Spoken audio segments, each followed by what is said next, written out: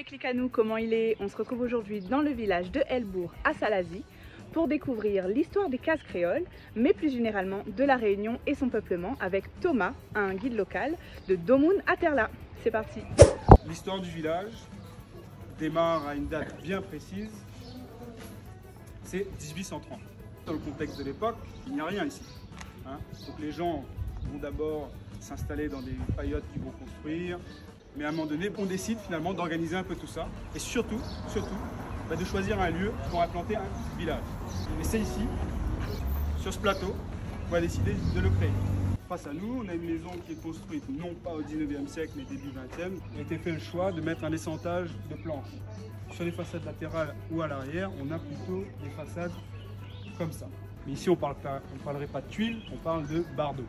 On va se balader dans le village. Dans les nuages qui commencent déjà à jouer à cache-cache, on a le ciment d'Ef. À sa droite, on a le sommet de la roche écrite.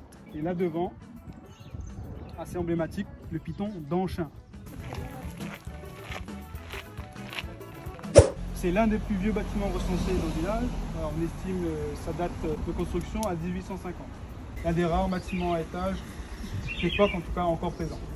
Et certaines d'entre elles, les maisons d'époque, sont occupées toute l'année. Là par exemple c'est le cas, c'est la maison du docteur du village. Même si au départ les maisons sont décorées assez sobrement, après on va préférer les décorer en rajoutant des losanges, des soleils, des lunes, etc. Quand les gens ont commencé à faire construire des maisons en dur dans les années 60-70, ils ont fait le choix d'utiliser les lambrequins. C'est devenu le symbole de l'architecture créole. En 1948, ça a signé la fin des termes. Le village va être déserté. Mais cette triste fin va permettre de préserver le village. Dans les années 90, début 2000, les nouveaux habitants du village qui sont retroussés les manches et qui ont commencé à retaper un peu toutes ces cases. Tout un travail qui a été fait pour collecter la mémoire, l'identification du patrimoine, valorisation, restauration, etc.